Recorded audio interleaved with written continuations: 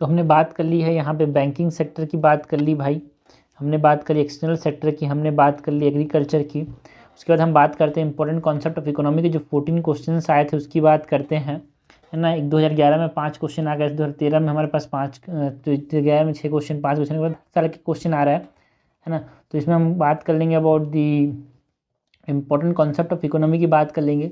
And यहाँ पे उसके बाद यहाँ पे ह्यूमन डेवलपमेंट या फिर सस्टेनेबल डेवलपमेंट की बात कर लेंगे अगली वीडियो में, ठीक है, या फिर इसी वीडियो में बात कर लेंगे, तो तुम्हें दिखा दूंगा, बता दूंगा बाद में। सो स्टार्ट करते हैं भाई इंपॉर्टेंट कॉन्सेप्ट ऑफ इकोनॉमी से। क्वेश्चन नंबर 160 है, with reference to convertible bonds, हमको बात करनी है कन्वर्टेबल बॉन्ड्स की। कंसिडर दी फॉलोइंग स्टेटमेंट, 2022 में क्वेश्चन आया था कन्वर्टेबल बॉन्ड्स के बारे में। As there is an option to exchange the bond for equity, convertible bonds pay lower rate of interest, ठीक है, बिल्कुल सही बात है भाई, ये इक्विटी शेयर्स में कन्वर्ट हो जाते हैं, है ना, इक्विटी शेयर्स। ओके, तो ये आसानी से जब एक्सचेंज हो जा रहे हैं तो आप सिंपल सी बात है भाई, जो चीज़ आसानी से मिल जाती है उसमें लोअर इंटरेस्ट है, मतलब जिसमें रिस्क कम होता है, तो ये तो इकोनॉमी का कॉन्सेप्ट है, आसानी से एक्सचेंज हो रहा है मतलब रिस्क कम है, और रिस्क कम है तो यहाँ पे इसीलिए हमारे पास रेट ऑफ इंटरेस्ट क्या होगा, कम होगा। ओके, और क्योंकि ये आसानी से स्टॉक्स में कन्वर्ट हो जा रहे हैं ना भाई, इसीलिए यहाँ पे रिस्क कम है एंड रेट ऑफ इंटरेस्ट भी इसीलिए कम मिलता है। The option to convert to equity afford the bond holder a degree of indexation to raising consumer prices, बिल्कुल सही बात है, जिसमें हमारे पास इक्विटी में आसानी से कन्वर्ट हो जा रहा है, जिससे क्या होता है जो बॉन्ड होल्डर है उसको इंडेक्सेशन मिलता है। ओके, इंडेक्सेशन मतलब राइजिंग कंज्यूमर प्राइस, मतलब जो इन्फ्लेशन है ना, इन्फ्लेशन से बचाव मिलता है भाई, क्योंकि जनरली से उसको कन्वर्ट कर सकता है इक्विटी में, फिर से ये बॉन्ड में, तो इसीलिए हमारे पास एक तरह से उसको इम्यूनिटी प्रोवाइड करता है इन्फ्लेशन के साथ। ओके, तो करेक्ट हमसे पूछा, करेक्ट हो जाएगा both 1 and 2 is correct.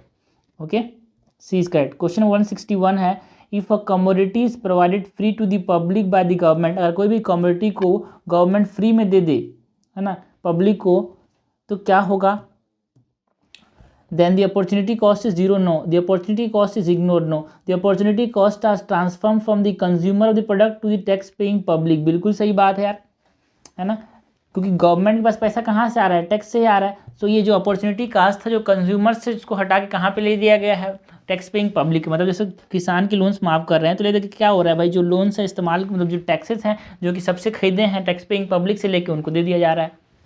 Okay, it is not to the government, because government का पैसा कहाँ से आ रहा है, टैक्स पेइंग पब्लिक से आ रहा है। क्वेश्चन नंबर 162 है, if the interest rate is decrease in an economy, अगर इंटरेस्ट रेट कम हो जाए किसी भी इकोनॉमी में तो क्या होगा, decrease the consumption expenditure in the economy, increase the tax collection of the government, increase the investment expenditure in the economy, increase the total saving in the economy. जो consumption expenditure है ना, जो consumption expenditure है वो क्या होता है भाई, कंजम्पशन एक्सपेंडिचर का मतलब क्या है, इंटरेस्ट रेट कम हो गया इकोनॉमी के अंदर, ठीक है, तो डिक्रीज हो जाएगा कंजम्पशन एक्सपेंडिचर,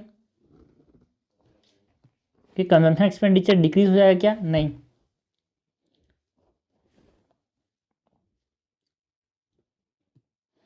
हमारे पास जो सेकंड है, increase in the tax collection of the government, भाई अगर हमने इंटरेस्ट रेट कम कर दिया है, इंटरेस्ट रेट कम कर दिया है, जो टैक्स कलेक्शन होगा वो भी कम हो जाएगा, बिकॉज प्रॉफिट नहीं होगा उतना ज़्यादा, है ना, इन्वेस्टमेंट एक्सपेंडिचर बढ़ जाएगा भाई, बिकॉज हमारे पास लोगों के पास पैसा ज़्यादा आ जाएगा, है ना, इंटरेस्ट रेट कम है तो बैंकों से आसानी से वो लोन ले पाएंगे, लोन ज़्यादा ले पाएंगे, तो वो क्या कर पाएंगे, इन्वेस्टमेंट ज़्यादा कर पाएंगे इकोनॉमी के अंदर, है ना, ज़्यादा पैसा है तो उनके पास टैक्स कलेक्शन बढ़ेगा, ऐसी बात तो नहीं है, कंजम्पशन एक्सपेंडिचर बढ़ जाएगा बिकॉज ज़्यादा पैसा आ जाएगा उनके पास, है ना, एंड टैक्स कलेक्शन, भाई इन टैक्स कलेक्शन में क्या देना था, प्रॉफिट होता था तो टैक्स कलेक्शन बढ़ता, टोटल सेविंग्स बढ़ेंगे नहीं भाई, खर्चा ज़्यादा करेंगे, इंटरेस्ट कम है तो आसानी से लोन लेंगे तो ज़्यादा खर्चा करेंगे, तो आंसर क्या हो जाएगा, सी।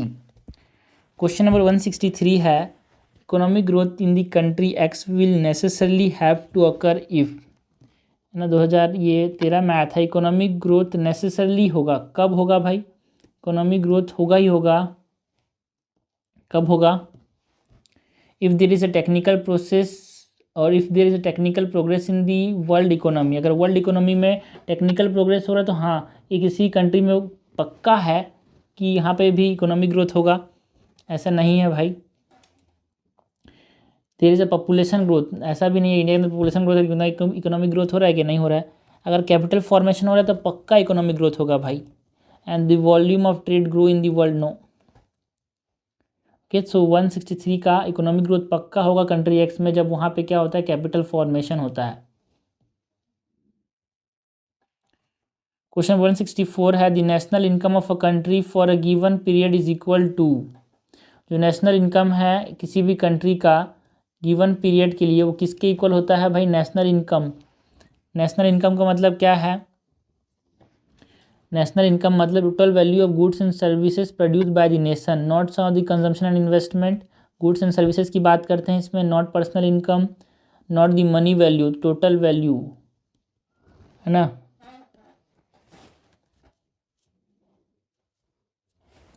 The balance of payment of a country is a systematic record of, जो बैलेंस ऑफ पेमेंट होता है भी किसी भी कंट्री का, वो किसका रिकॉर्ड होता है भाई, all import and export transaction of the country during a given period of time, normally year. बिल्कुल सही बात है यार, 65 का हमारे पास, है ना। ये बैलेंस ऑफ पेमेंट में इंपोर्ट एंड एक्सपोर्ट की बात करते हैं, इसके अंदर हम करेंट अकाउंट की बात करते हैं, है ना, कैपिटल अकाउंट की बात करते हैं, करेंट अकाउंट की बात करते हैं, कैपिटल अकाउंट की बात करते हैं। करंट अकाउंट में हम बात करते हैं about the day to day जो ट्रांजेक्शन होते हैं, ट्रेड रिलेटेड ट्रांजेक्शन्स होते हैं, जो रिमिटेंसेस होते हैं, जो इंटरेस्ट पेमेंट होते हैं। कैपिटल अकाउंट के अंदर हमारे पास फॉरेन डायरेक्ट इन्वेस्टमेंट्स होते हैं हमारे पास, वो सब चीज़ आता है। ओके, यहाँ पे इंटरेस्ट पेमेंट आता है करंट अकाउंट के अंदर। ओके, तो ये सब चीज़ें हैं भाई हमारे पास बैलेंस ऑफ पेमेंट के अंदर। करंट अकाउंट, कैपिटल अकाउंट हमने देख लिया, इससे पहले वाले जो एक्सटर्नल सेक्टर वाले पार्ट में, वाइज टॉपिक वाइज क्वेश्चन में। क्वेश्चन नंबर 66 है, an increase in the bank rate generally indicates that, हमारे पास बैंक रेट अगर बढ़ता है, 2013 में क्वेश्चन आया था, अगर बैंक रेट बढ़ रहा है, बैंक रेट का मतलब क्या होता है भाई, बैंक रेट का मतलब क्या होता है, बैंक रेट मतलब सपोज ये बैंक हो गया, ये आरबीआई, सपोज ये आरबीआई हो गया, आरबीआई किसी बैंक को पैसा दे रही है, तो जिस रेट पे देती है उसको क्या बोलते हैं, उसको बोलते हैं बैंक रेट। और एक होता है रेपो रेट, जो है एक special type of bank rate है। ओके, सो इसको बोलते हैं बैंक रेट। अगर हमने बोला increase in the bank rate, अगर बैंक रेट बढ़ रहा है, मतलब ये जो आरबीआई बैंकों को पैसा देना चाह रही है वो ज़्यादा रेट में दे रही है, तो मतलब वो मनी सप्लाई को कम करना चाहती है ना। Market rate of interest is likely to fall, central bank is no longer making loan to the commercial bank, central bank is following an easy monetary policy, central bank is following a tight monetary policy. बिल्कुल सही है, tight money policy apply कर रही है because वो money supply को कम करना चाहती है। क्वेश्चन नंबर 67 है, in India deficit financing is used for raising resource for, है ना। डेफिसिट फाइनेंसिंग इस्तेमाल किया जाता है इंडिया के अंदर, किस लिए इस्तेमाल किया जाता है भाई डेफिसिट फाइनेंसिंग का, है ना, किस लिए, पैसा लेने के लिए, इकोनॉमिक डेवलपमेंट के लिए पैसा लेने के लिए हमारे पास डेफिसिट फाइनेंसिंग का इस्तेमाल किया जाता है क्या।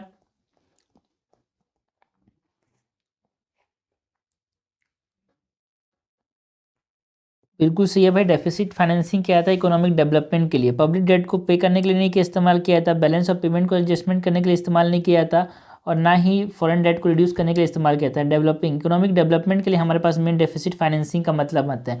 डेफिसिट फाइनेंसिंग का मतलब क्या होता है, हमारे पास पैसा ले रहे हैं, आरबीआई को बोल रहे हैं और पैसा छाप, जिससे हम क्या कर पाएँ, है ना, जो स्पेंडिंग है डेवलपमेंटल प्रोजेक्ट्स के लिए उसको बढ़ा पाएँ, कि हमको हायर डेवलपिंग इकोनॉमिक ग्रोथ के लिए हायर फाइनेंसिंग चाहिए, जो कि हमको पैसा छापने से ही मिलेगा। बाकी किसी के लोन चुका करने के लिए हम लोग डेफिसिट फाइनेंसिंग नहीं करते, है ना। बैलेंस ऑफ पेमेंट को बचाने के लिए डेफिसिट फाइनेंसिंग नहीं करते, जिससे हमारे देश में क्राइसिस आ जाएगा। हम लोग जो फॉरेन डेट को चुकाने के लिए हम डेफिसिट फाइनेंसिंग नहीं करते। ओके, इकोनॉमिक डेवलपमेंट के लिए हम डेफिसिट फाइनेंसिंग करते हैं। ये क्वेश्चन 2013 में आया था भाई। ओके, क्वेश्चन 168 है, क्वेश्चन 168 है, economic growth is usually coupled with, ठीक है, इकोनॉमिक ग्रोथ जनरली कब होता है भाई, है ना, economic growth is usually coupled with inflation, generally inflation के साथ हमारे पास इकोनॉमिक ग्रोथ भी होता है ना। डिफ्लेशन होने से नहीं होगा, स्टैगफ्लेशन होने से नहीं होगा, हाइपर इन्फ्लेशन होने से नहीं होता, लेकिन जनरली हमारे पास हमारा इन्फ्लेशन होना भी जरूरी है, जिससे क्या होता है, इकोनॉमिक ग्रोथ होता है, डिमांड बना रहता है भाई। क्वेश्चन 169 है, the lowering of bank rate by the Reserve Bank of India leads to, अगर हमने देखा जो बैंक रेट है रिजर्व बैंक ऑफ इंडिया ने कम कर दिया। अभी देखा था भाई what is bank rate, bank rate कम कर दिया रिजर्व बैंक ऑफ इंडिया ने। हमने देखा कि जो आरबीआई जिस रेट पे पैसे देती है बैंकों को उसको क्या बोलते हैं भाई, बैंक रेट बोलती है। वही तो क्वेश्चन है, ये रिपीटेड क्वेश्चन ही तो है भाई, ये वही तो है। इसी तरह अगर यहाँ पे इंक्रीज, वहाँ पे इंक्रीज डिक्रीज करने की बात करें, यहाँ पे इंक्रीज करने की बात कर रहा है, तो ये रिपीटेड एमसीक्यू ही तो है।